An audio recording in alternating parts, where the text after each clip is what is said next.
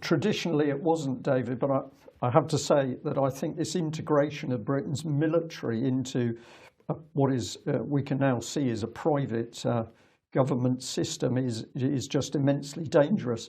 And 20,000 troops, we can't even put a full division on the battlefield for any sustained length of time, and yet suddenly we've hoovered up 20,000 people to be working, doing what? Spying on the British public. This should be across the whole of the mainstream media, but of course we're seeing silence on this, and we're seeing silence on the fact that the British government is happy that business and the economy is being destroyed, because it's going to allow society to be rethought and repurposed. Well, it's very interesting because the Mirror is on the attack as well. Mirror focused on Matt Hancock, and they're absolutely not messing around, because basically they're saying that Matt Hancock shamelessly fiddled figures to reach the coronavirus test target. The Health Secretary brazenly added 40,000 tests in the post to 80,000 really taking place.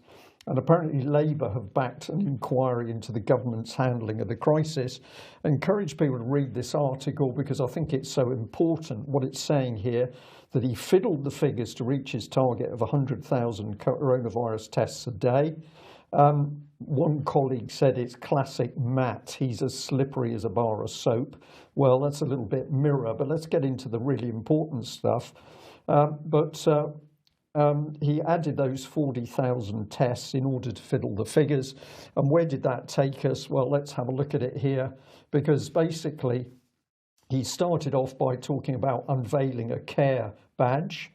But the comment from the Mirror is, as hospitals were ordered to discharge elderly patients directly into homes, risking, quote, an explosion of infection. And this is starting now to give more weight, Mike, to your shaded red zone of these extra deaths that even Ferguson is having to acknowledge. What have we got here? By the time the Health Secretary had proudly launched it, HC1, Britain's biggest care home operator, had lost more than 300 residents and a carer in its 232 homes. But let's really get into it here. On the first day of the combined figures, the UK toll jumped by more than 4,000, confirming the true extent of the crisis. But now reports suggest anywhere between 7,500 and 17,500 care home residents may have died as a result of COVID-19. Well, that statement is incomplete because, of course, it's not COVID as a result of COVID-19. It's COVID-19 and lockdown as a combination. And I'm going to say here, this is a crime which we don't often talk about these days. There's two, misfeasance and malfeasance in public office. So we're going to ask today, is this malfeasance in public office resulting in thousands of people dying? And we'll add a bit more in here. And it picks up a little bit on what you've just said, Alex, because I put in the comment, or is this Hancock the fall guy for the real culprits? And we talked about those on Monday, the people in government who are using the COVID crisis and lockdown to strive for repurposing government and rethinking society. So they want people locked up so that we don't really pay attention to these massive changes to constitutional issues and society as a whole. We're talking thousands of people being killed. It's not they die, they have been killed as a result of these policies. And I think somebody, and it will be more than one individual, of course, should be culpable. And in the meantime, more and more people questioning whether attribution of COVID-19 means that somebody actually died of COVID-19. This is a tweet by Kate Hoey, MP. Why does this seem to keep happening? Is it becoming automatic for COVID as contributing to be put on every death certificate in nursing care homes? If so, very wrong in my view. And if she's embedded a tweet there from somebody else saying that another person has been given COVID as the reason for death when they didn't have any COVID symptoms and in fact was never tested for COVID.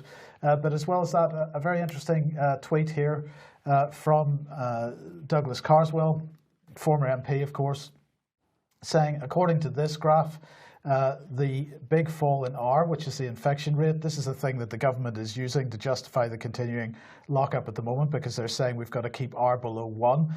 And R below 1 means that of course, it's not the spread of the disease isn't growing at an exponential rate. So he's saying, according to this, the big fall in R happened before compulsory lockdown. We were on course to respond like the Swedes. Who said what at those 3 or 4 key meetings to change the strategy to a strategy of compulsion? And it's a pretty clear graph there, Brian, showing the reduction in R over time, and that R was in fact below 1 well before the lockdown even took place. Yeah, and this is evidence being put forward, Mike, that should result in a full and open, full House debate in Parliament. This is not stuff to be discussed with a few people scrabbling around on Skype because of the repurposing of government. This should be a full House discussing who has been lying over these figures, resulting in people dying. Well, let's take it a step further, because of course SAGE, the government's advisory group, has been the body which has produced all the guidance, and the Daily Mail a few days ago was picking up on this. And let's have a look at what was actually being talked about here. So I've taken some quotes out of the article, and what have we got here? Well, Mr. Cummings had listened in on SAGE meetings and occasionally asked questions, but he's not on or a member of SAGE. So this is, sorry, I'll bring that up on screen for you. So this is one of the comments that's come out of what we're calling Boris Johnson's Office of Propaganda. Boris went on to say, "I reject the suggestion that Mr. Cummings had influenced the advice by SAGE." And this one here, SAGE provide independent scientific advice to government. No political advisors influence this advice. Now, this is coming from the number 10 anonymous spokesperson, of course, but presumably with the Prime Minister's approval. And the last one, the scientists who contribute to SAGE are amongst the most eminent in their fields. It is completely wrong to imply that their advice is in any way not impartial. So he's coming out pretty forcefully with this. What else can we bring up? Well, at the time that the Mail made this report, they were able to say quite rightly that currently the membership of the group is kept secret. Minutes of recent meetings have not been published, and neither has the later evidence on which recommendations have been made. So that's pretty hard-hitting stuff. And so that's the reality, that basically we've got a secret meeting with secret membership attended by Boris Johnson's top aide, who by coincidence is the very man who'd pushed for the lockdown, lock-up, and pubs and restaurants to close. And if we add in the second bit here, the deliberations and recommendations of the secret SAGE meetings were never fully debated in Parliament, leaving backbench MPs ignorant and isolated. And that's really the situation still with our backbench MPs. They simply believe the briefings that their own parties give them, and of course they're utterly ignorant.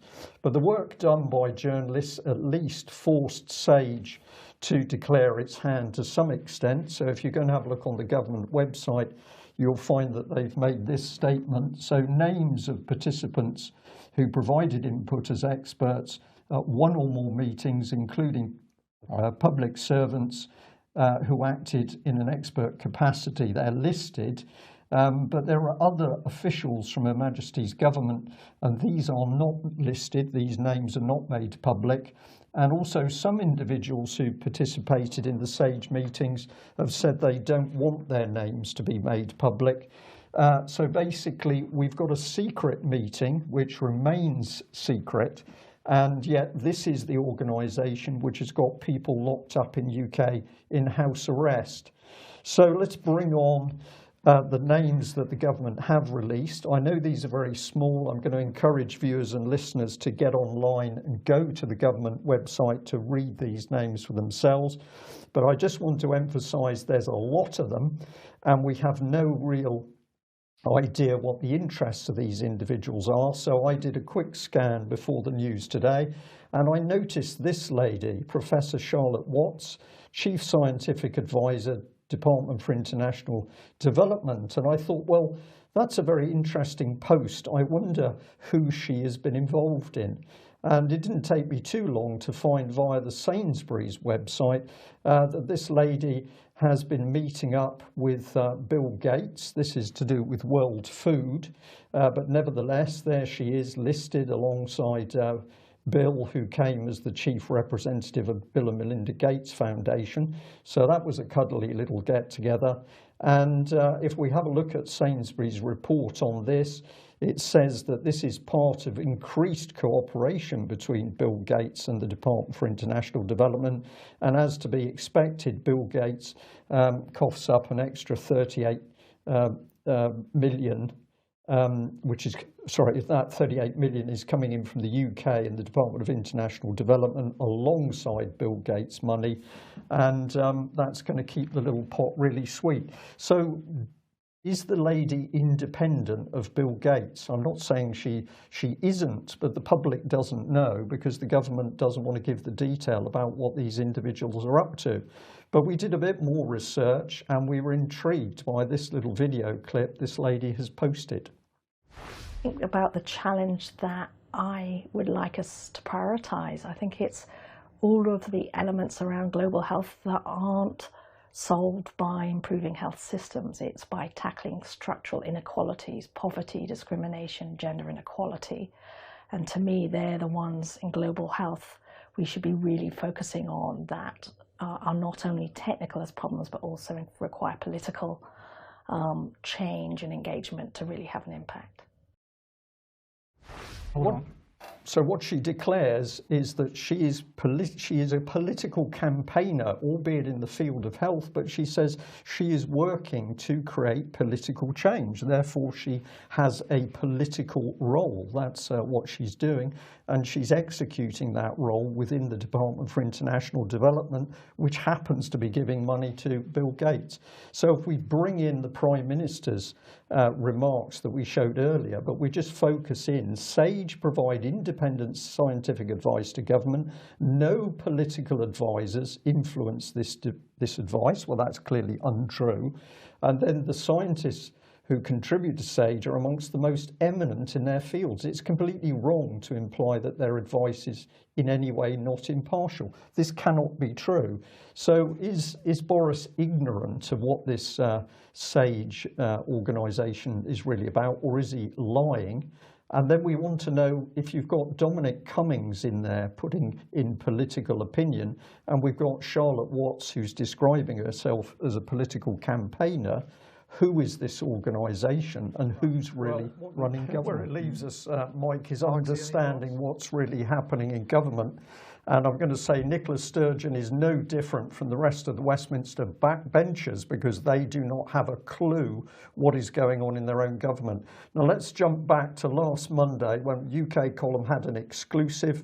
Whistleblower at pretty high level in Westminster had told us that the whole thing about lockdown is that the government did not want to release lockdown because whilst the population are locked up, it gave the government the opportunity to repurpose government. So it was an extraordinary, lockdown was seen as an extraordinary opportunity not to reopen 50 to 60% of what each company does. And then it said, so why reopen schools, care homes, coal-fired power stations? Don't reopen any of them. They are garbage. They're yesterday's technology. They're polluting. They're toxic. They're badly organised. You don't reopen them. And the individual went on to say that if huge amounts of money was to be brought to bear, £240 billion, increasing debt by 7 times, it was pointless reopening all the old stuff. Now was the time to, quote, reinvent society. So this person who was able to talk at very high level with very senior members of the civil service and the government said the government did not want to reopen the country because while the country was locked down, this whole reinvention, repurposing, transformation policy of government could go ahead at speed. And of course, a major part of it was introducing AI right the way across the civil service, which is going to result in thousands of job losses. And that is going to be mirrored out across industry, schools, hospitals, and such like. So the government does not want to lift the lockdown. And what we're seeing, Mike, is the delay. So let's come back to this one. We use this as our headline for giving our exclusive last Monday, but we're going to now say that Boris Johnson is coercing the UK public to accept COVID-19 house arrest, because that's what it is. It isn't lockdown. We're locked up in our houses, and if you're elderly, you're going to be locked up in your house for many months to come. Now, the coercing is not UK column words, as you'll see in a minute, but just so that we know what coercion is, it's the practice of forcing another party to act in a, quote, involuntary manner by use of threats or force. Now let's take our minds back to this diagram, which UK Column produced, showing that Bill Gates was absolutely central to every single piece of policy around COVID lockdown and the desire to get those vaccines in. And you've just shown, Mike, that they are still after getting Bill Gates vaccines to everybody in the country before we're free. But this is the bit we need to concentrate on, the Scientific Advisory Group for Emergency, SAGE. And what have we got to report? Well, we were given 2 days ago an internal document from SAGE, and let's have a look at what it is talking about. It's dated the 26th of March 2020. The headline is Options for Increasing Adherence to Social Distancing Measures. Question to be addressed: what are the options for increasing that adherence? The paper addresses 2 distancing measures: general social distancing by everyone and shielding vulnerable people for at least 12 weeks. So there's part of your answer, Mike. It's clearly known inside SAGE that they're not going to let elderly people out of their homes. And this is the note at the end of the document so that people know we're dealing in factual documents here. This paper was prepared by SAGE's Behavioural Science Subgroup, SPI-B, for discussion at SAGE 18 on the 23rd of March. Now, we've taken some damning excerpts out of this document, but it's real, and my goodness, this is so dangerous. So here's the government talking about persuasion, perceived threat. A substantial number of people do not feel sufficiently personally threatened. It could be that they're reassured with the low death rate in their demographic group, although levels of concern may be rising. And what does it go on to say there in bold? The perceived level of personal threat needs to be, quote, increased amongst those who are complacent, using hard-hitting emotional messaging. To be effective, this must also empower people by making clear the actions they can take to reduce the threat. Now, that last statement, Mike, is not about the actions they can take. It's the actions the government wants them to take, and the reason it is saying it's going to make people more fearful in order to get this agenda across. But I'm struggling to see how this is not a direct psychological attack on everybody in this country. It is, Mike. It is a direct psychological attack. And if you look at the number of charities and organisations saying that we've got an increasing mental health problem in this country, people are stressed, people are, some of them, in suicidal position. This is the British government using applied behavioural psychology inside the COVID science group to make people frightened so that it can put its agenda in place. When we get to the end of this document, you're not going to believe what it says. But let's move on. So here we've got part of a table which appears at the end of the document. It's called APEASE. That comes from the title of the columns: acceptability, practicability, effectiveness, affordability, spillover effects, and equity. And I'll say to David, I'll I'll come to you on equity in just a moment, but look at what it is saying down here. Use the media to increase the sense of personal threat. Use the media to make people fearful. And why do you do that? Well, psychologists have been telling us all weekend, you do that because when people are fearful and stressed, it is easier to use applied behavioral psychology to get them to do what you want. It even admits that this could be harmful, but of course it only describes it as a spillover effect. This is a bit like talking about collateral damage instead of saying thousands of people, innocent people killed in a war. This is a very callous document. David, equity we had a little discussion on, because when we look at this excerpt from the SAGE behavioral document, there's no humanity in it, there's no compassion. There is nothing to do with people being concerned about other people who are sick.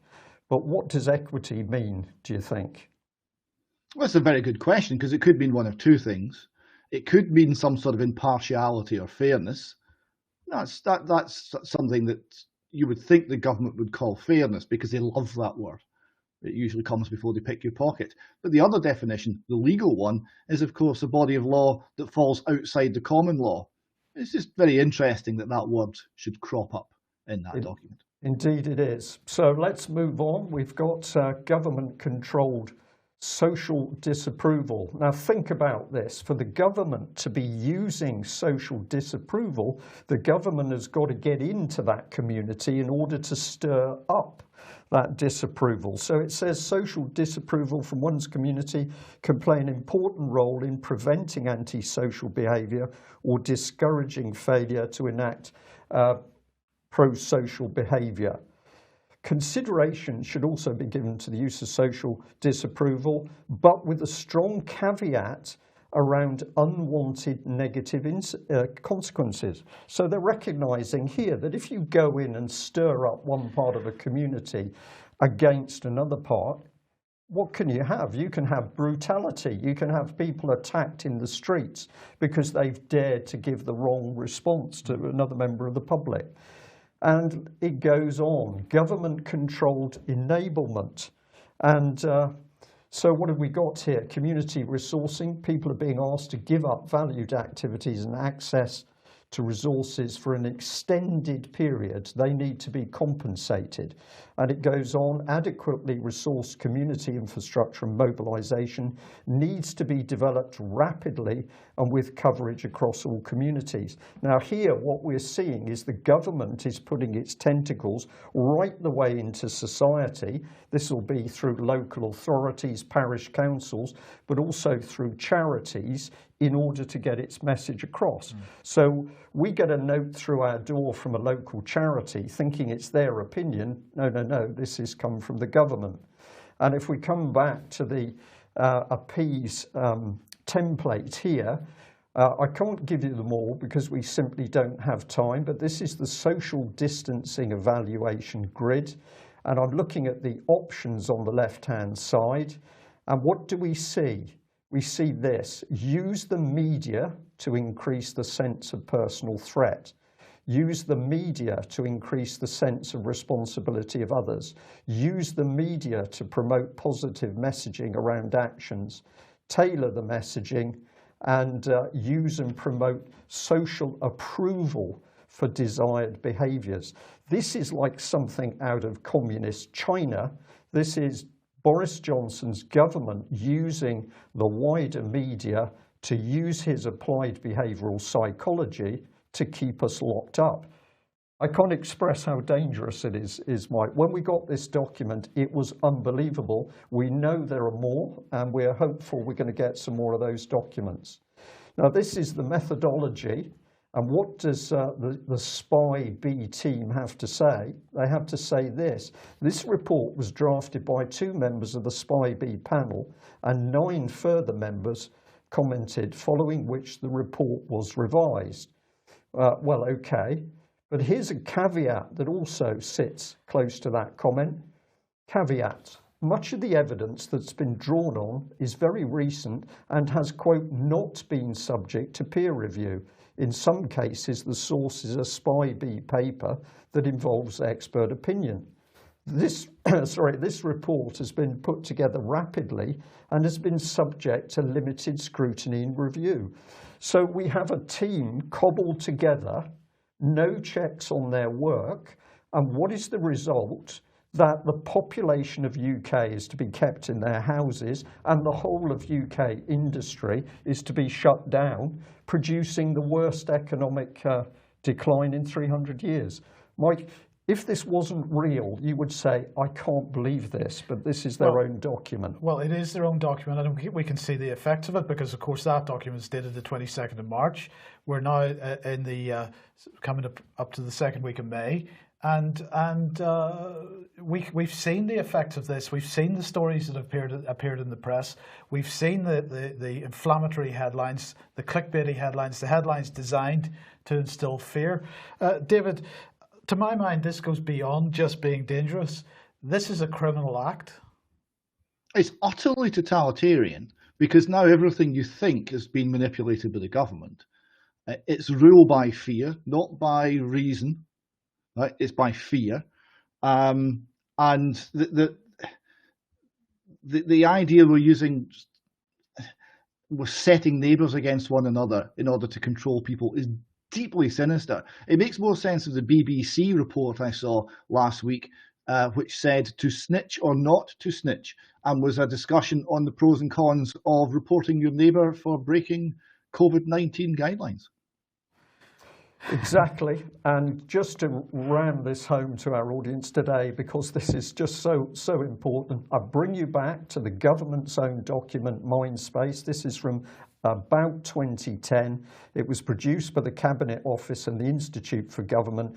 And what was it? It was influencing behaviour through public policy. This was the dangerous section of this document.